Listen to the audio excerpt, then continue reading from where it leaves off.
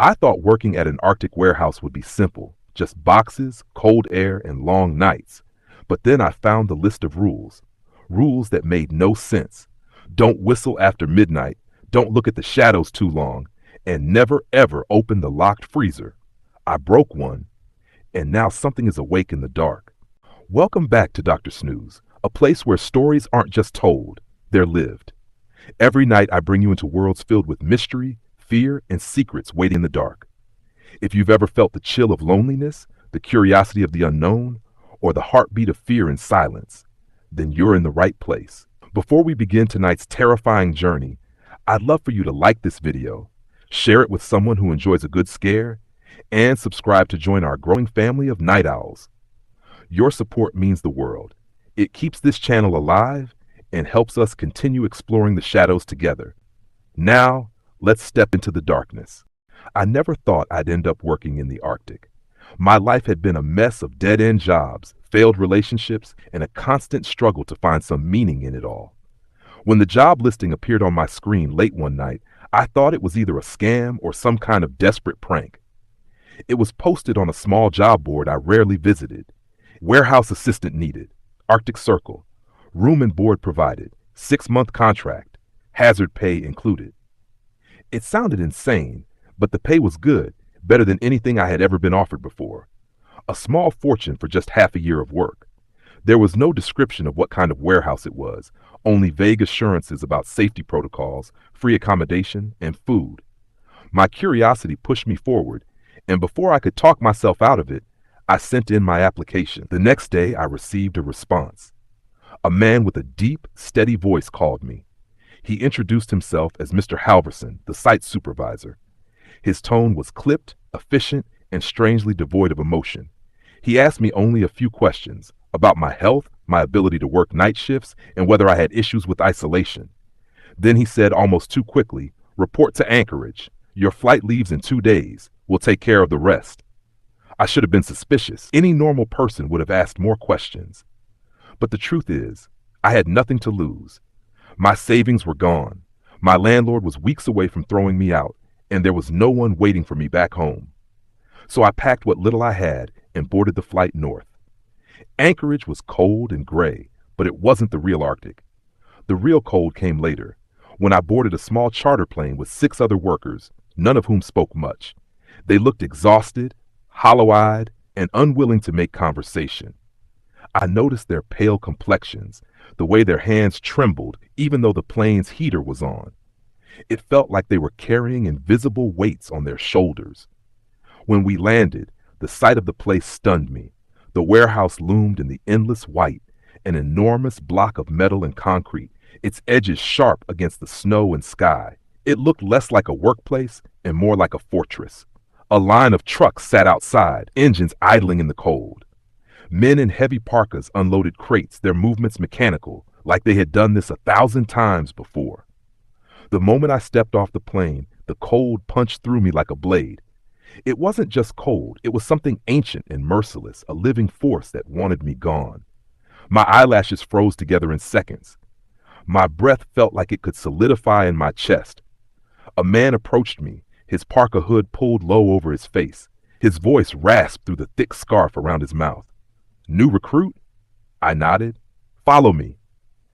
We entered the warehouse through a set of reinforced steel doors. The interior was warmer, but not by much. The air smelled faintly metallic, with an undertone I couldn't quite place, like something had been frozen for too long and carried the staleness of centuries. The man led me to an office where Mr. Halverson sat behind a desk. He looked older than I imagined, with a gaunt face, thinning hair, and a pair of glasses that reflected the harsh fluorescent lights above us. His eyes were cold, calculating, and they didn't blink as often as they should. "You've made the right choice," he said flatly. "This place isn't easy, but if you follow the rules, you'll be fine." He slid a folded piece of paper across the desk. "These are the rules," he said. "They are not suggestions. They are not guidelines. They are laws. If you break them, you won't last here." I unfolded the paper and read them. 1. Never leave the warehouse after midnight. 2. Do not look out of the windows between midnight and 3 a.m. 3. If you hear knocking on the walls, do not respond. 4. Always check the crates before moving them. If one is unmarked, leave it alone. 5. If the power goes out, stay still. Do not move until the lights return. 6. Never, under any circumstances, speak to anyone you see outside after dark. My chest tightened as I read them. These weren't normal safety instructions. They sounded more like the rules of a ghost story, something you tell children to frighten them into obedience. I looked up at him, expecting him to laugh, to tell me it was some kind of initiation prank. But his face was stone. Follow the rules, he said again, and you'll make it through. That night, I was shown to my quarters, a small windowless room with a cot, a desk, and a locker. It was claustrophobic, but at least it was warm. Dinner was served in a mess hall that looked like it belonged in a prison. Metal tables, weak lighting, and workers eating in silence. No one smiled, no one talked. The only sounds were the clatter of cutlery and the occasional cough. When I sat down with my tray, the man across from me leaned forward slightly. His eyes darted around before he spoke in a whisper. "Don't test the rules," he said. "Don't even think about it. They're real." I wanted to ask him more, but before I could, he stood up and left, his tray untouched. Later, as I lay in bed, I couldn't sleep. The wind outside howled like a living thing, rattling the steel walls. The thought of those rules lingered in my mind. Never look out the windows after midnight. Never speak to anyone outside after dark. What kind of place had rules like that? Sometime past midnight, I heard it. A faint, rhythmic sound against the wall near my head. Knock! Knock! Knock! I froze. My breath caught in my throat. The knocking was steady, deliberate, like someone was rapping their knuckles just inches from my skull. Every instinct screamed at me to answer, to call out and ask who was there. But the rule burned in my memory. If you hear knocking on the walls, do not respond. So I stayed still, gripping the thin blanket with clammy hands, heart hammering in my chest. The knocking continued for a few minutes, then stopped as suddenly as it had started. I lay awake until dawn, staring at the ceiling, wondering what exactly I had gotten myself into. But the truth was, I already knew. This was no ordinary warehouse, and I was no longer safe. The next morning, I awoke to the sound of boots clanging against the metal floor. Someone banged on my door and shouted, "Shift starts in 15. Mess hall now." My body was still heavy from the sleepless night, but I forced myself up. I could still hear that knocking in my head, like it had burrowed into my skull. I told myself it must have been the wind or some pipe expanding in the cold. But a part of me knew better. In the mess hall, the air was tense as usual. Everyone ate quickly, eyes down, no one daring to chat. I noticed the man who had whispered to me the night before wasn't there. His chair was empty, trays stacked neatly in the corner. I asked the worker next to me, "Where's that guy who sat here yesterday?" The man didn't even look up. He just muttered, "Don't ask questions," and shoved a spoonful of oatmeal into his mouth. After breakfast, we were led into the main warehouse. The building stretched on endlessly, rows of shelves stacked with crates that disappeared into shadows high above. The lights hummed overhead, casting a pale glow that never seemed to reach the corners. My job was simple, at least on paper. Check the crates, log their numbers, move them onto carts, and help load them onto the trucks. But almost immediately, I noticed something strange. The crates weren't all the same. Most had serial numbers stenciled on in neat black letters, but others bore strange markings, symbols I didn't recognize, curling lines that looked more like carvings than paint. Some crates seemed much older than the rest, the wood dark and warped, as if they had been buried in ice for decades before being hauled out. I leaned closer to one and traced the marking with my finger. It was icy cold, colder than the air around it. "Don't touch that!" I turned to see a worker glaring at me from the next row. His face was pale, his lips cracked from the dry air. "Unmarked or carved ones," he said, voice low. "You don't move them. You don't log them. You pretend they aren't here." I remembered the rule. Always check the crates before moving them. If one is unmarked, leave it alone. I nodded quickly and stepped back. Hours passed in silence. The only sounds were the echo of carts rolling and the occasional shout from a supervisor.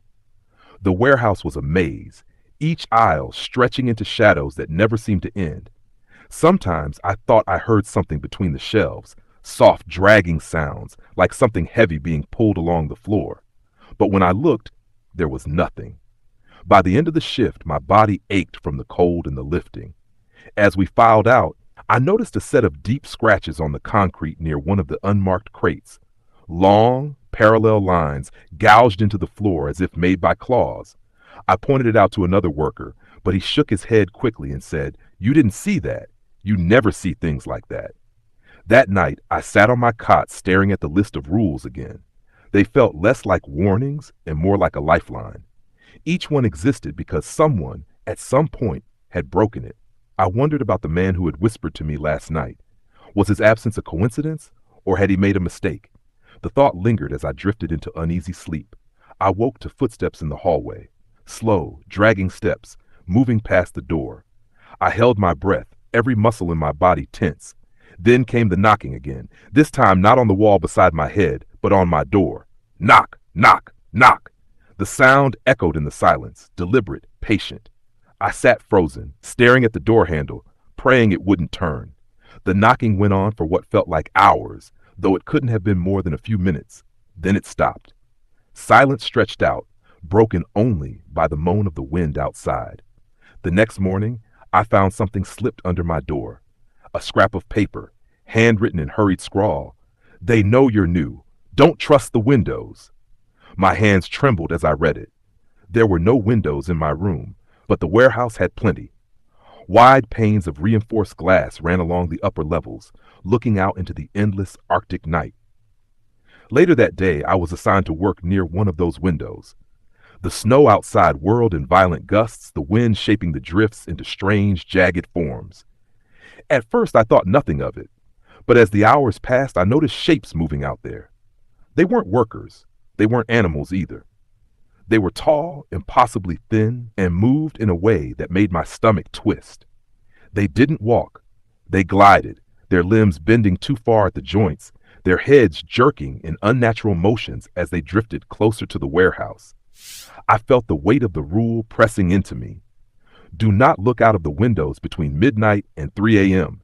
It wasn't midnight yet, but the sight of those figures was enough to freeze me where I stood. I forced myself to turn away, pretending to focus on the crates, but I could feel them. Watching. Waiting. When the shift ended, I hurried back to my quarters, but before I reached my door, I passed a group of workers clustered near the hall. They were carrying something wrapped in a tarp. The shape was unmistakable. It was a body. The tarp slipped for a moment, and I saw his face. It was the man who had whispered to me on my first night. His eyes were wide open, frozen in terror, his lips blue and cracked. One of the workers saw me looking and hissed, "Go to your room. Forget what you saw." I obeyed. I shut the door and sat on my cot, my heart pounding. The man had warned me about the rules. He had told me not to test them, and now he was dead. That night, I couldn't bring myself to close my eyes. The wind screamed outside, the walls groaned, and somewhere in the distance, I heard that terrible knocking again. The rules weren't just strange. They were the only thing keeping me alive. I didn't sleep the next night. Every time I closed my eyes, I saw the dead man's face, frozen in terror. His warning echoed in my mind. Don't test the rules. The warehouse felt different after that. He hadn't been just another worker. He tried to help me. And now he was gone, as if the place itself had swallowed him. I couldn't shake the feeling that the others knew exactly what had happened, but refused to speak of it. The day passed in a blur of lifting crates, logging numbers, and avoiding the unmarked ones. My arms ached, my back burned, and my breath came out in white clouds that never seemed to disappear. I was assigned to work alongside a man named Anders, who rarely spoke, but his eyes gave him away. They were constantly shifting, flicking toward the windows, the shadows, the far ends of the aisles, like he expected something to leap out at any moment. When the shift ended, he pulled me aside. His voice was a hoarse whisper. "You're new," he said. "You don't know what's out there yet." "What is out there?" I asked. He shook his head. "Don't ask. Just follow the rules. And if the power goes out, pray." I wanted to press him, but before I could, one of the supervisors barked at us to move along. Anders turned away quickly, eyes down, and I knew he wouldn't say another word. That night, I sat on my cot, staring at the ceiling. The rules were etched into my memory now, each one a lifeline in a place that seemed determined to break me. I kept thinking about the last one. Never, Under any circumstances, speak to anyone you see outside after dark. Why that one? Who would be outside in this frozen hell? Unless they weren't talking about workers. I tried not to think about it. I pulled the thin blanket tighter and forced myself to breathe slowly. For a while, the howling of the wind became background noise, and I almost drifted off. Then the lights went out. The room plunged into total darkness, so complete it felt like the air itself had turned solid. My heart thudded in my chest as I remembered the rule. If the power goes out, stay still. Do not move until the lights return. I froze, my body rigid under the blanket. The silence pressed against my ears, thicker than the darkness. Even the wind outside seemed to vanish. And then came the sound. Something moved in the hall. Slow, dragging footsteps, heavier than any human. The floor creaked under the weight. I held my breath, praying it wouldn't stop at my door. It did. The handle rattled once, softly, then again harder. I wanted to scream, but the rules screamed louder inside my head. Do not move. The handle stilled. For a long, unbearable moment, there was only silence. Then came a sound that didn't belong in this world. Breathing. Wet, ragged, inhuman breathing, just inches from my door. I shut my eyes, willing myself to be stone, to be invisible. My chest burned from holding my breath. Finally, the breathing moved away. The dragging footsteps faded down the hall. The silence stretched, broken only by the violent pounding of my heart. When the lights flickered back on, I gasped for air, tears stinging my eyes. My entire body trembled. In the morning, no one mentioned the blackout. Not the supervisors, not the workers, no one. It was as if it hadn't happened. But the look in their eyes told me it had. During the shift, I saw Anders again. His face was pale, his lips tight. When no one was looking, he muttered, "You stayed still, didn't you?" I nodded. He said, "That's why you're alive." I wanted to ask what would have happened if I'd moved, but I already knew I didn't want the answer. Later that day, I was ordered to help unload a truck. The crates were heavy, frost clinging to their sides. As I lifted one, I noticed a strange vibration in the wood. It hummed softly, like something alive was inside. I almost dropped it, but the supervisor barked at me to keep moving. When I set it down, the humming stopped. That night, I couldn't shake the feeling that the warehouse itself was alive, watching me, testing me. And then, just before dawn, I made a mistake. I heard the knocking again. This time, it was softer, gentler, like a child tapping at the wall. It went on for so long that my nerves frayed. My mind whispered that maybe it wasn't dangerous. Maybe it was just another worker trying to reach out. Against my better judgment, I whispered, "Who's there?" The knocking stopped. Silence. My heart thudded. I waited, praying nothing would answer. Then from the other side of the wall came a voice. It was my own voice. "Let me in." The words froze my blood. It sounded exactly like me, every syllable perfect, every tone identical. I pressed myself against the wall, shaking, whispering, "No, no, no." The voice repeated it, louder this time, mocking me. "Let me in." I clapped my hands over my ears, tears stinging my eyes, and stayed that way until morning. When the shift began, I caught Anders watching me. His expression was grim, like he knew what had happened. "You talked to it, didn't you?" He whispered when the others weren't looking. I couldn't speak. I just nodded. His jaw tightened. "Don't ever do it again. It's learning your voice now. Next time, it won't knock." I stared at him, horrified, but he walked away before I could ask more. That night, I lay awake, waiting for the knocking, but there was none, and somehow that was worse.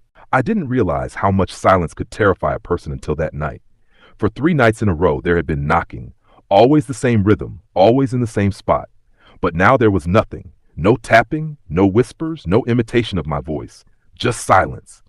At first I told myself it was a blessing, maybe whatever had been at the wall had given up. But the truth sat heavy in my chest. Anders had warned me. It's learning your voice now. Next time, it won't knock. The warehouse didn't feel like a workplace anymore. It felt like a trap, a cage built to keep something inside or to keep something out. The longer I stayed, the less I could tell which. During the day shift, the supervisors seemed agitated.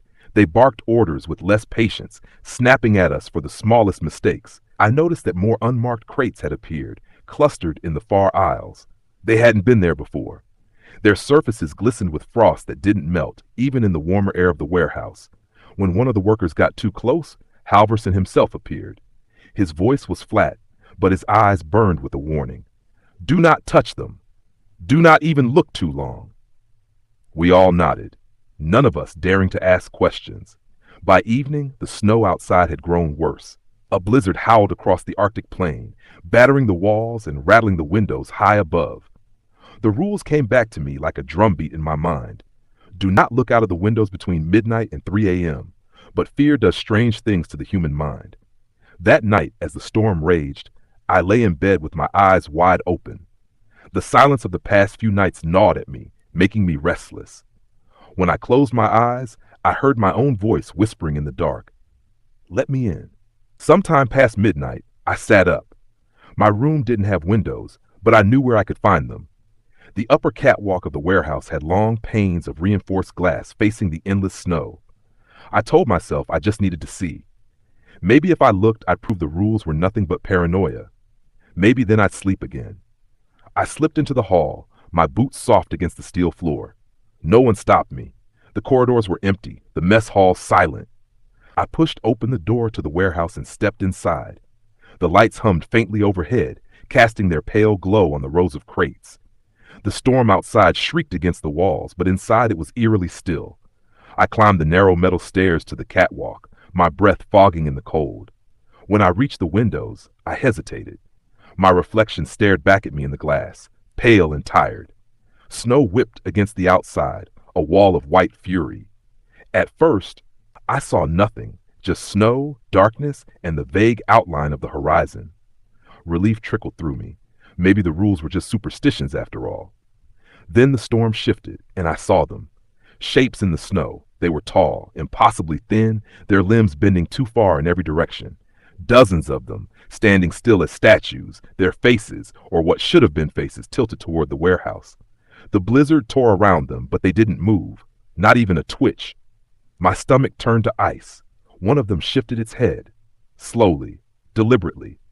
It looked directly at me. I stumbled back from the window, my breath ragged. The others followed its gaze, their heads snapping toward me all at once. The glass frosted instantly, a thin sheet of ice spreading over it in seconds, sealing them from view. I ran. My boots clanged on the metal stairs as I bolted down, heart hammering in my chest. I didn't stop until I slammed my door shut and collapsed on the cot, shaking. I had broken the rule, and they had seen me. When I finally drifted into a half-sleep, I dreamed of the window. In the dream, my reflection wasn't mine anymore. Its eyes were too dark, its smile too wide. It tapped on the glass with long crooked fingers and mouthed the words I dreaded. Let me in. I woke to silence, but it wasn't the peaceful kind. It was heavy, charged, like the moment before a lightning strike. The next day, Anders cornered me during the shift. His face was pale, his eyes bloodshot. You looked out, didn't you? I didn't answer, but he saw it in my face. He grabbed my arm hard. They saw you. Once they've seen you, they don't stop. Do you understand? You've marked yourself. I yanked my arm away, my throat dry. What are they? His voice dropped to a whisper. They're the reason for the rules and the reason this place exists at all. The warehouse isn't here to store crates. It's here to keep them out. Before I could respond, a siren blared. The sound was shrill, metallic, echoing off the steel walls. Workers froze where they stood. The lights flickered, then died. The warehouse plunged into darkness. I remembered the rule. If the power goes out, stay still. Do not move until the lights return. All around me, I heard workers drop into silence, not daring to shift their weight. My lungs ached with the effort of holding my breath. And then came the sound. From outside the walls, through the howling storm, came a chorus of voices. Not human voices. They were high and thin, layered over each other in a terrible harmony. And threaded through them, clear and sharp, was my own voice. Let me in. The darkness pressed closer, thicker, alive with whispers. My legs trembled, every instinct screaming at me to run. But I didn't. I remembered the rule. I stayed frozen, hands clenched at my sides, praying the lights would return. Minutes passed like hours. The whispers rose, circling the warehouse, pressing against the walls, against the doors, against the windows.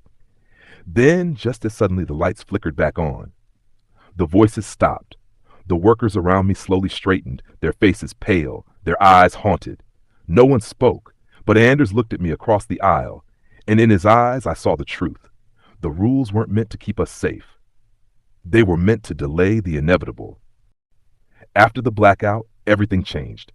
The warehouse had always felt oppressive, but now it felt alive, breathing, watching, waiting. Every clang of boots on steel echoed too long. Every shadow seemed to stretch just a little too far. Even the air carried a weight, as if the walls themselves were straining against something pressing from the other side. I couldn't shake what Anders had told me. Once they've seen you, they don't stop. The next morning, when I passed through the mess hall, the workers stared at me in a way they hadn't before. Some looked away quickly, as if afraid to be caught staring. Others narrowed their eyes, whispering under their breath. It was Anders who finally told me what it meant. They know, he said. They can smell it on you. Smell what? I asked, my voice low. You're marked. Once you've looked at them, once they've looked at you, it never goes away. They'll find you, even if you leave this place. The words sank into me like ice. So I'm already dead? Anders shook his head slowly. Not yet. The rules can keep you alive a little longer, but you've shortened your time here. The rest of the shift passed in silence. I tried to focus on the crates, but my hands trembled whenever I brushed too close to the unmarked ones. They seemed to hum now, a faint vibration that I felt more than heard pulsing through the floor. At one point, I caught sight of Halverson at the far end of the warehouse. He stood perfectly still, staring at me, not supervising, not giving orders, just staring. When our eyes met, he turned away, disappearing into the maze of shelves. That night, the knocking returned. It started softly, a faint tapping on the wall beside my bed. My breath hitched in my throat. Then the voice came. Let me in. It was still my own voice, but clearer now, stronger, more confident. I pressed my hands over my ears, whispering, No, no, no. The voice laughed. A perfect imitation of my laugh, though I'd never heard myself sound so cruel. You already looked, it said. You already listened. You already broke the rules. The knocking grew louder, harder, shaking the steel wall. I curled into myself, waiting for it to end. But then I heard something new. From down the hall, another voice answered. Come in. It wasn't mine. It was another worker's. A scream followed, sharp and short, cut off as quickly as it began. Then silence. I didn't sleep for the rest of the night. In the morning, one of the bunks was empty. No one spoke about it. No one even glanced at it. But the fear in their eyes said everything. Later, during the shift, Anders pulled me aside again. His face was pale, his lips cracked. They're testing you, he said. Pushing. Once you answer, you're theirs. That man last night, he didn't last a second. Why don't we leave? I asked, my voice cracking. Why don't we just get on a plane and go? Anders gave me a look so hollow it made my stomach twist. You think they'd let you leave? You think this job pays so much because it's easy? The words made me sick. That evening, Halverson called me into his office. He sat behind his desk, hands folded, eyes cold. You broke a rule, he said flatly. I froze. He raised a hand. You looked out of the window. My mouth went dry. How do you? I know everything that happens here, he said. Do not mistake silence for ignorance. The rules exist for a reason. If you want to survive, you will not break another one. I swallowed hard. And if I do? His expression didn't change. Then you'll end up like the others. I wanted to ask him who the others were, but something in his eyes stopped me. They weren't the eyes of a man. They were the eyes of someone who had seen things no human should. When I left his office, I felt the weight of the warehouse pressing down on me harder than ever. That night, I lay awake, staring at the ceiling. The knocking came again, but I didn't answer. I didn't even breathe. Eventually it stopped. But then, through the thin walls, I heard Anders whispering in his room. I know you're there, he said softly. I know what you want. I pressed my ear to the wall, my heart hammering. The voice answered, but it wasn't mine this time. It was his. Let me in. I clapped my hand over my mouth to keep from screaming. Anders didn't reply. The silence stretched.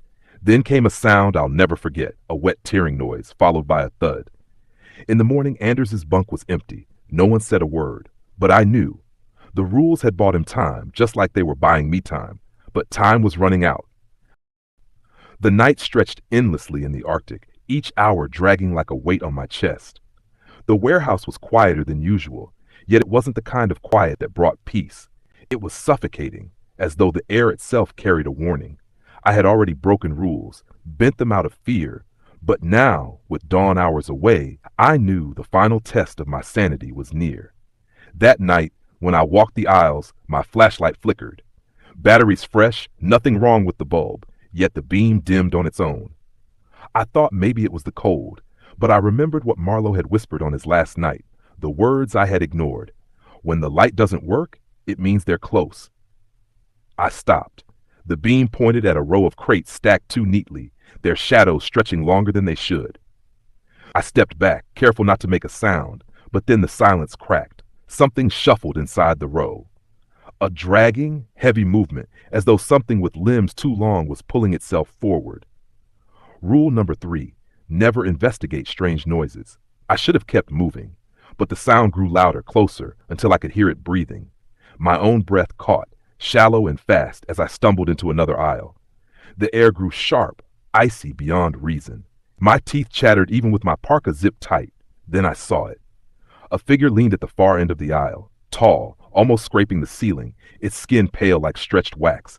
Its eyes glowed faintly in the dark, not like reflections, but as if something inside burned. Its mouth hung open, jagged teeth far too many to belong to anything human. I froze. My flashlight went dead completely. Rule 1, never let the light go out. But it was too late. The figure started moving toward me, slow at first, then with a jerking, stuttering gait, like every step was broken, but faster than natural movement. My instincts screamed to run. I bolted down the aisle, heart pounding so violently I thought my ribs would crack. Behind me, I heard the thing chasing, its hands slapping the concrete, claws scraping as it half crawled, half sprinted after me. I burst through a side door, into a loading bay that hadn't been used in years. The smell of rust and ice burned my lungs. I shoved the door shut, sliding the heavy lock, though I knew deep down no door could keep something like that away. My eyes darted to the corner. There was a lantern there, one of the old oil ones they told us never to touch. Another rule. But what choice did I have? My flashlight was gone, my sanity slipping. I lit the lantern. The flame flared to life, warm and orange, chasing shadows back into the corners. The air shifted, heavy and strange, like the warehouse itself had noticed. That was when I realized why the lanterns were forbidden, because the flame didn't just push away the dark, it revealed what the dark was hiding. Shapes writhed in the shadows, dozens of them, crawling along the walls, dangling from the ceiling, peering from cracks in the floor. Some looked like the figure that had chased me, but smaller, twisted differently. Their faces melting and reforming, eyes too many, mouths opening without sound. They weren't approaching, not yet, but they were waiting, surrounding me, watching. The lantern sputtered. No, I whispered, holding it steady, praying to anything that would listen. But the flame dipped low, shrinking with every second. The shadows leaned closer. I heard them whispering now, voices layered over each other, all too familiar. It was Marlowe's voice, and Dean's, and others, people I hadn't even met. Stay with us, they said. The rules keep you here, forever. The lantern finally went out. Darkness swallowed everything. I don't remember what happened after that, not fully. Flashes come to me in fragments, the pale figure leaning over me, 100 eyes blinking in the black, hands dragging me through the aisles, and then nothing. When I woke, I was in the office, slumped over the desk. The rule sheet lay in front of me, except now it was different. The words had changed. At the bottom, in a new line scrawled in blood-red ink, it read, Rule 10, do not try to leave. I staggered to the door, desperate, but when I opened it, the Arctic outside was gone. No snow, wind, just blackness stretching forever and faint shapes moving in it. The warehouse wasn't a building anymore. It was something else, floating in a place no human belonged. I think about quitting, about refusing to work another night. But there's no quitting here. There's no outside. There's only the warehouse and the rules.